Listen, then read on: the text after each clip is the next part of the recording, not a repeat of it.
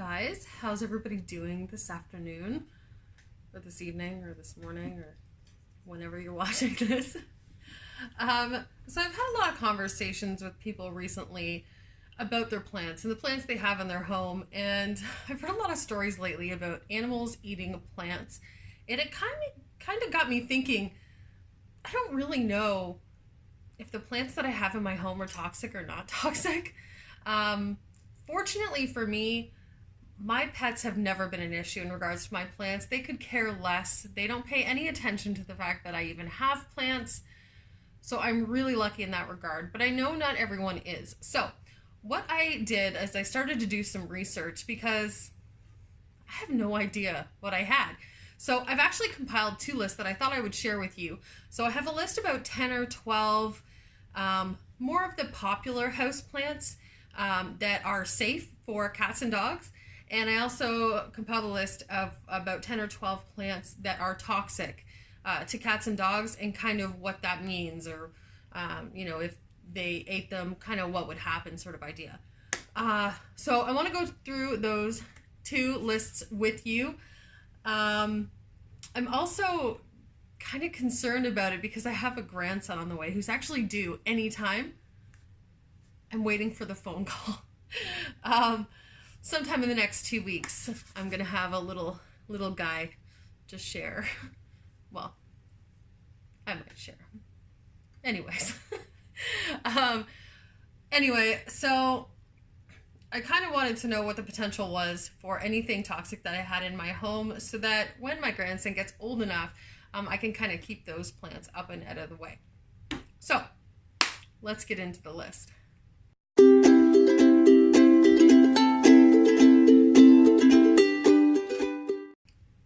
Okay, so first plant on my list, I've got most of them sitting here beside me, is this guy. So this is the Pilea peperomoides.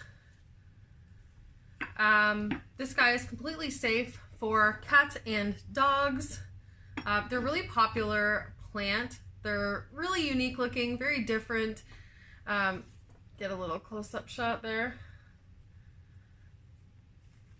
A lot of fun to grow. I think they're extremely easy. That's another consideration when I compiled these lists, is all of these plants, again, in my opinion, are very easy to keep in the home. Therefore, I feel like they're probably some of the more popular house plants, especially for beginners who are just getting into collecting plants. So that is the first one. So Pilea peperomoides, very cool. Okay, so my second one is the ponytail palm. I absolutely love this plant, can I tell you? It has these super cool little, we'll call them leaves. I'm sure there's actually a name for them. I don't know what that name is. But these guys are really, really easy to take care of. They require like next to no water. I kind of treat these guys like my succulents. This little bulbous thing down here is where they store all their water. So as you can imagine, they can store a lot of water in there, which means they don't need to be watered as often as a lot of other houseplants. So ponytail palm, not toxic to pets. I'm gonna run out of room to put stuff. Okay, so my next ones are this guy here. So this is a green Maranta, or a green prayer plant. This actually happens to be a variegated version. He actually has a super cool new leaf. Can you see it? Right there. Very, very cool. Anyways, so these guys are non-toxic to plants. I also have the red variety. So there is my red Maranta. Again, in my opinion, these guys are extremely easy to take care of, especially if you know how to take care of them. Anything in this this family, so Marantas, Calatheas, Stromanthes, and all those kinds of plants are extremely sensitive to humidity and water. So I actually give these guys only filtered water. The chemicals can actually damage the leaves. You'll end up with brown tips. These guys actually, there's a little brown tip there. I'm assuming it's from before I got it. Anyways, so again, Marantas, safe for pets. All right. Just gonna move this guy off to the side. Okay, next on my list, I have my little list down here, so I keep kind of like referencing it, so I know what order I'm going with here. So the next list, and I kind of touched on these already, are Stromanthe. So this is a Stromanthe Sanguinea, I believe it's called. Very cool plant, extremely easy to take care of. If you kind of want to dive into the next level plants, let's call them next level plants, so your calatheas and all that kind of thing, this is a really good guy to start with. He's extremely easy to take care of. Again, I water this guy with only filtered water. I've never had a problem with it. He's great. So there's also the Trio Star, which I think you can see right here behind me. I didn't want to bring all of them over here because I have limited space, but you can see him right behind me. So those guys are both safe for pets. Next, what I have on here. Oh, so next we have these guys. And I'll put this over here. Okay, so these are Peperomias. These are both Peperomia Obtusifolia. These are both a variegated variety. I also have a green variety. Super easy plants to take care of. There they are. So a lot of the Peperomia plants actually are safe for pets. So there's Ruby Ripple, which I actually have as well. I just didn't bring it over here. There's, I believe it's called an Emerald Green Ripple. They are also safe for plants. Yeah, so Peperomia, super easy to take care of, safe for plants, safe for pets. Okay, moving along. All right, we'll set these guys off here. So the next one is, there's actually a lot of ferns that are pet safe. I'm just going to show you the ones I have. I don't have a lot of ferns because they kind of intimidate me. You hear like stories about people killing ferns all the time. I will eventually dive into something a little more scary as far as palms go, but for now, I've got these guys. So this is a bird's nest fern, just a tiny little guy. This beast, who eventually I will mount on a plaque, just haven't gotten there yet. Working full time, having kids. Oh, it's a time thing, but it'll happen. Okay, so Staghorn Fern, bird's nest fern. I also have a Kangaroo Paw Fern, which is hanging in my kitchen. Super easy. All three of these plants, just like, I almost ignore them a lot of the time. And they seem to just thrive. They're great. I haven't had any issues with them. But yes, so these guys, bird's nest fern, Staghorn Fern, Kangaroo Paw Fern, all safe for your pets. Oh. Okay. Next on my list. I forgot to get it. Hold on a second. Hi. Hi, back. I thought I would grab this guy while I was up getting the next plant. So this is my Kangaroo Paw Fern. This guy is so cool and he is so easy to take care of. I actually bought him in this nursery pot, this hanging nursery pot. I have yet to change it. And he's just like in my kitchen window loving life. They are super cool. They have these little, they're aerial roots, which they use to grab on to, in nature, they use them to grab onto trees and that kind of thing. But they're really, really neat. These actually kind of creep me out because I'm like terrified of spiders. And to me, these guys look like tarantula legs. Don't they? They do. Anyways, Kangaroo Paw Fern, safe for pets. Okay. Next one on my list, I just have a little one of these guys. But this is a Bromeliad. So in my last houseplant tour video, I actually made a comment that I was starting to think that this, like I got totally ripped off. This thing was actually a fake. It is not. It's actually sprouting a new little thing right down at the bottom. Can you see that? Look at it. So I've come to the conclusion they just grow really slowly. Maybe it's where I have it. I don't know. Anyway, these are super easy to take care of. They don't require a whole lot of water. They will survive in a lower light situation, which is actually what I have it in right now, which is probably why it's not growing as fast. But obviously they will thrive in a brighter light. And these guys are pet safe. Bromeliad. Covered in dog fur. Goes the territory, I suppose. Okay. Oh boy.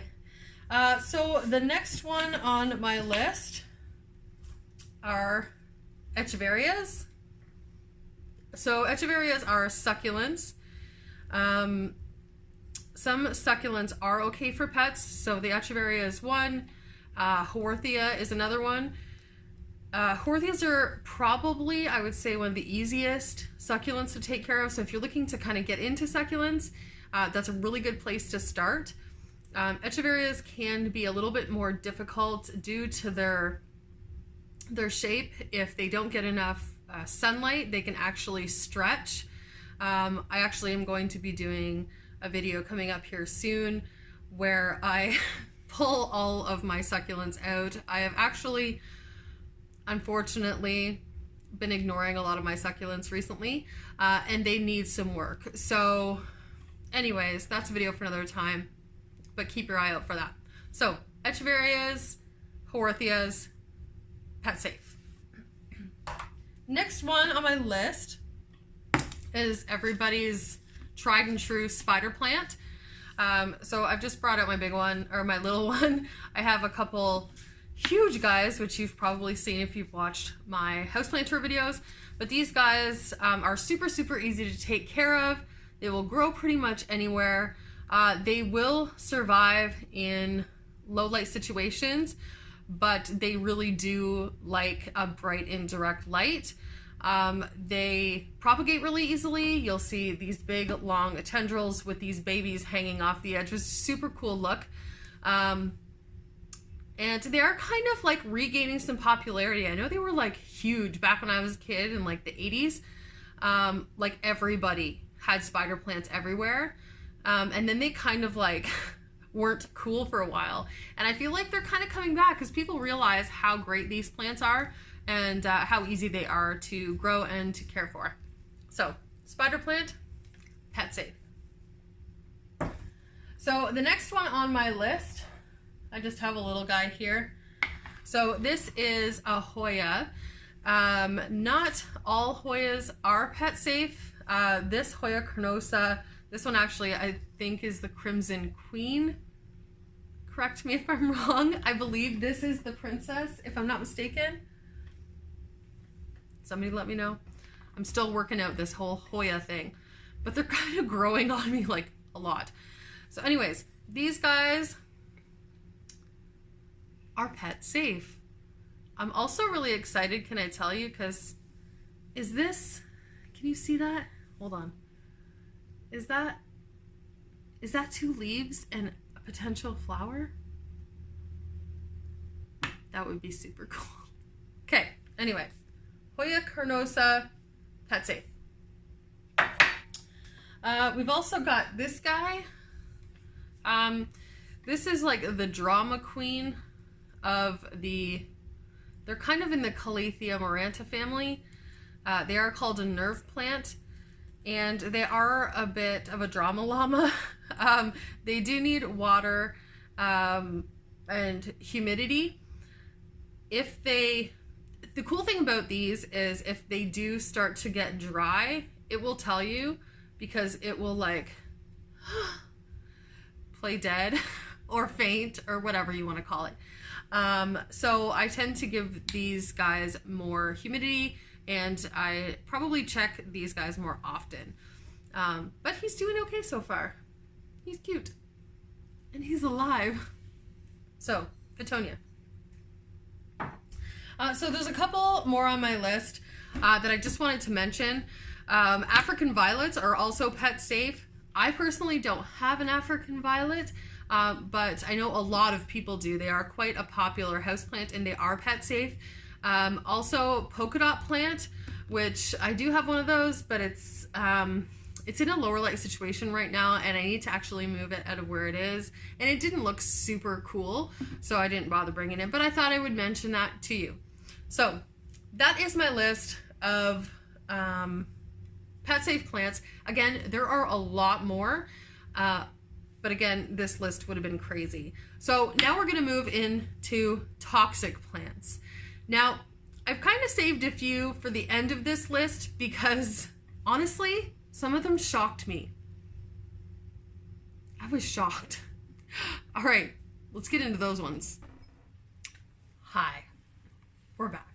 So I've kept my list with me for this one, simply for the fact that I want to make sure that I'm referencing the potential side effects for these properly. I don't want to give misinformation. So for those of you who are interested, a lot of this information I got off of the ASPCA website. They have an extremely extensive list of like almost all houseplants, and whether they're safe for cats, dogs, and horses. I didn't pay much attention to the horses because I don't have one, but I do have a cat and dog. So the first one on my list broke my heart because it is one of my favorite plants, and that is the Philodendron. So I have two examples here. I have the heartleaf Philodendron, and I have the neon Philodendron. P.S. For those of you who watched my plant haul when I brought this guy home, he was looking really sad, and look at him now. Does he look great? I'm very happy with that. So yes, philodendrons. I don't think there's actually an exception to that. I believe that it is all philodendrons.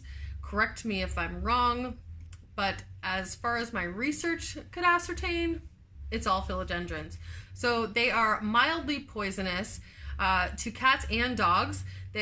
Ingesting these in smaller amounts will cause an upset stomach, mild nausea. Now in large amounts, like if your pet was to consume an entire decent sized plant, potentially like my Brazil philodendron here behind me, it can get to the point where it can actually cause seizures in your pets. So that's probably one that you want to keep up and away in a hanging basket that your cat and dog cannot reach. So the next one is Caladium. So these gorgeous beauties are actually toxic to cats and dogs. They can cause oral irritation, swelling of the mouth, tongue, throat, excessive drooling, vomiting, and difficulty swallowing. So also, although the whole plant in itself is toxic, it's the tubers or the roots that are the most toxic. So again, another plant you probably want to keep away from your pets, although they are so beautiful. Look at the color on that. Gorgeous. Toxic to pets. Okay, my next one, I just brought over my little guy here because I don't want to haul my big one over here. It's massive. But I'm sure that you guys are probably already aware that this one is toxic. The other name, so this is a Dieffenbachia, whose other name is dumb cane. And if you don't know, the reason that these are called dumb canes is because of the effects that they can have on your body. So there is a sap inside the stems and to the leaves that if you get it in your mouth, it actually causes your mouth to swell, your throat to close up, so you have difficulty swallowing. It renders you unable to speak. Not fun for anyone. Yeah,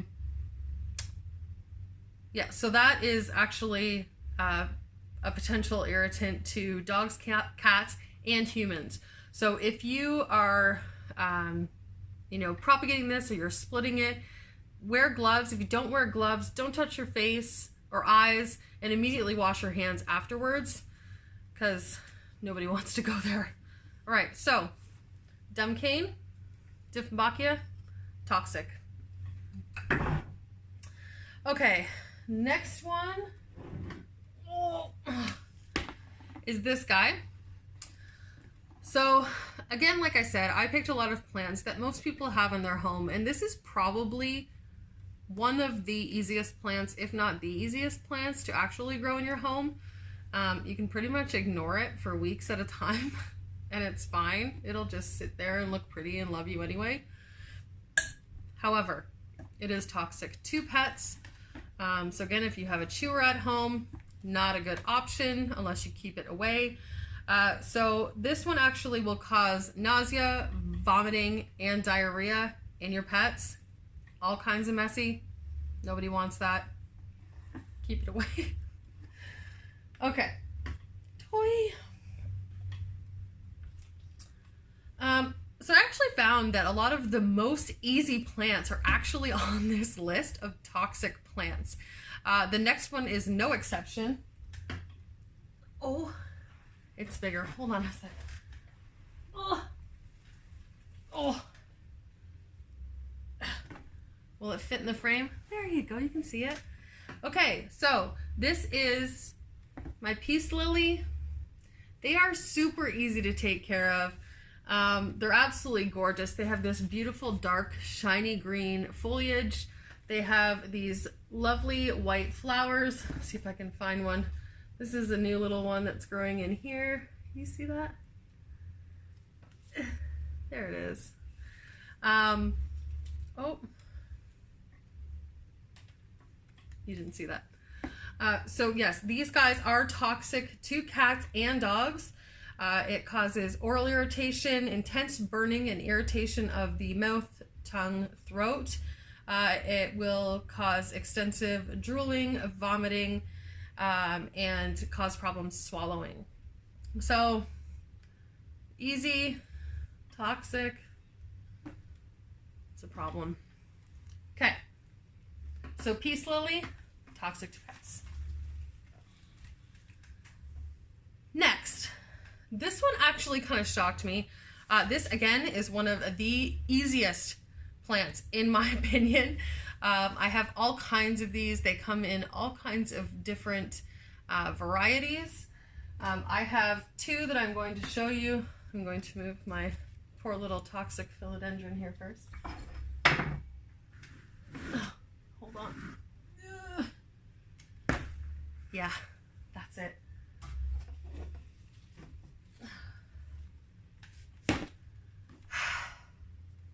Pothos. It's disappointing, I know. This guy is quite toxic to cats and dogs. Again, a lot of the same symptoms, oral irritation. It does cause burning and irritation of the throat, mouth, tongue, and lips. It will cause excessive drooling, vomiting, difficulty swallowing. So try to keep these guys up. I know it is sad because so many of us have these plants in our home because they are so easy. But just keep in mind that they are toxic to your pets, so try to keep them out of harm's way. So just so that you know what these are, I have a golden pothos, who's not looking super goldeny right now, but you'll have to trust me. And this is my marble queen pothos with the massive Killian head leaves, or so I like to refer to them. And my lovely moss pole, by the way, is holding up quite nicely. If you watched my previous video where I made these guys, I will apologize because it's really long, but they turned out really well. Okay, so pothos, unfortunately, toxic to pets. All right, so my next one, trying to shuffle things around here, is this guy. I would have shown you my angel wing, but y'all know how that looks right now. He's getting better, I promise you. So this is a variety of Begonia rex. Begonias are extremely toxic, especially the roots or the tubers of this plant. Again, the whole plant is toxic, but the roots tend to be the most toxic. It actually will cause vomiting, excessive drooling, nausea. But they're so pretty. They come in so many gorgeous, gorgeous colors and shapes and patterns. But yeah, Begonia, toxic. Okay, next one on my list.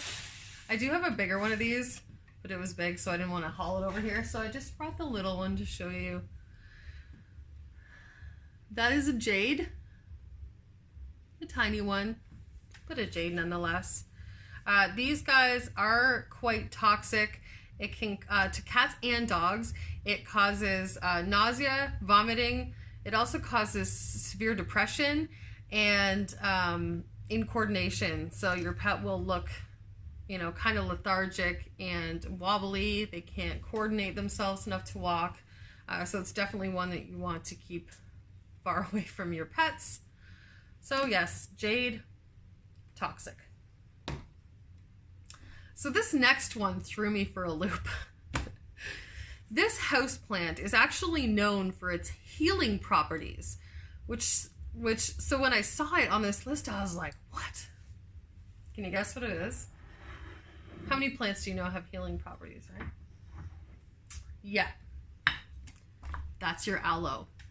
So although these plants are known for their medicinal uses, so if you break these leaves open, the gel inside is great for things like cuts and scrapes and burns and all kinds of different things. They have many, many uses. However, the skin on aloe, they're prickly. The skin on the outside and the layers of fleshy material, I don't know what it's called. The fleshy bits on the inside are actually quite toxic.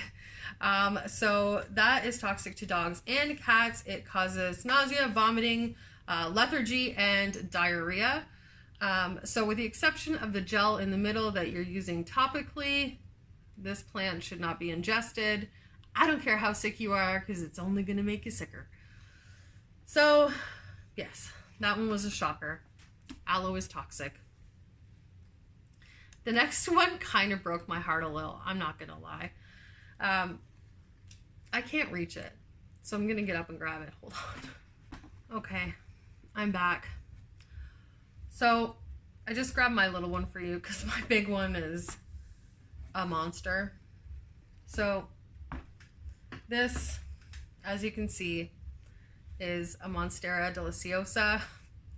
I was very sad when I saw this on the list. Again, it seems like a lot of the most easy, most trendy plants are actually on this list. I guess it is what it is. Pick your poison, right? So these guys are absolutely gorgeous. Like I said, super easy to take care of. They really do get huge, but unfortunately, it does cause a lot of the same symptoms as like a peace lily with throat, mouth, tongue irritation, nausea, drooling, difficulty swallowing, vomiting, that kind of thing. So don't let your pets chew on your Monstera. Not that you'd want anything to happen to these guys anyways, but it's not good news if they do. So Monstera deliciosa, toxic. Now I can't see you. There we go. Okay. So I will show you one more, but I am going to actually list a couple more after that because I find that these are quite popular plants, the rest of them. This next plant is also known for being one of the easiest house plants to take care of because it thrives on being ignored. Let me take it out of this big jug. Hold on. Here we are. So, this is a ZZ plant, or as I like to refer to it, a ZZ plant, because I'm lame and find cheesy jokes funny. Okay, so sad but true, the ZZ plant, one of the most popular houseplants, is actually toxic. Again, a lot of the same symptoms, you know, issues with the throat, mouth, tongue, lips, nausea, that kind of thing. So that is the ZZ. Okay, so I'm going to list off a couple more that are actually toxic. I didn't go into too much detail. A lot of them have quite the same symptoms if they're ingested or chewed on. So some of those include agave. The sap of agave is actually quite toxic. It can burn your skin. It's definitely one of those ones that if you're breaking it for any reason, you want to have nice thick gloves, wash your hands, don't touch your face, that kind of thing. Alocasias and colocasias, I do have, let me just move this guy. Oh boy, without dropping him. I do have a couple behind me here. You can see these tall guys. So this is a black magic who is starting to come back after I transplanted him and he freaked out. And then we have my mojito, or I like to call it a camo because that's what it looks like. So those guys are toxic as well. Everybody's favorite syngonium or arrowhead plants are also toxic. Sago palms are extremely toxic. English ivies, corn plants, mistletoe, you can kiss under them, just don't eat them. Poinsettias, I think that's one of those things that a lot of people know about already, is that poinsettias are toxic. Usually people are concerned that obviously those are kind of a plant that comes around Christmas. So if your cats want to get up on tables and chew, just either be really mindful or just don't have it. And the last one that I wanted to mention, and I have a lot of these actually, are Senecio. So that's your things like string of pearls, string of bananas, string of dolphins, string of fish hooks. Those are also all toxic to your pets. So again, this list is not by any means inclusive. There are tons of other ones. Again, I will link the SPCA website down below. But when you're bringing a new plant into your home, you definitely want to do your research, especially if you have cats and dogs that you know like to chew on things. Again, like I said, I don't have to worry about that. My pets could care less if I had plants or not. They don't even touch them. They don't go near them. They just don't even acknowledge their existence, which is fine with me.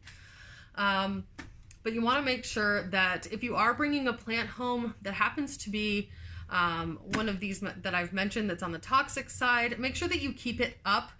There's nothing wrong with you having it as long as it's in a spot that your pets cannot reach it, up on a shelf, hanging from a macrame, something like that, somewhere where they can't get to it.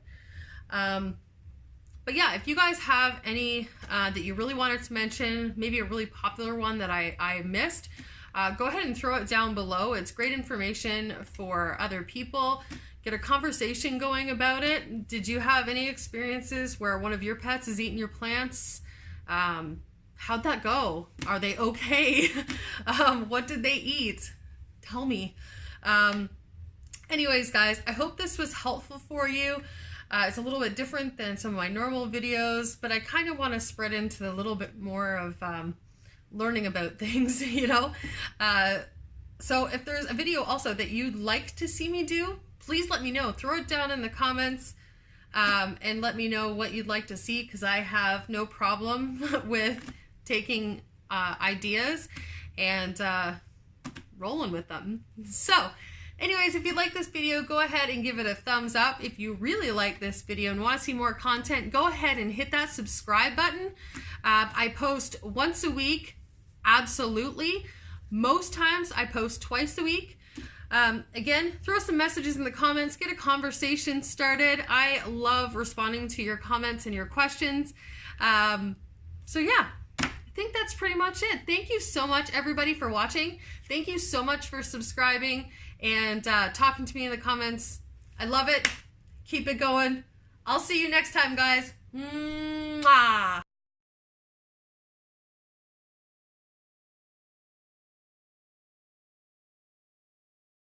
Why?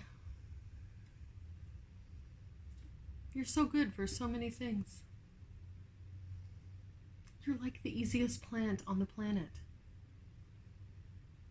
Toxic.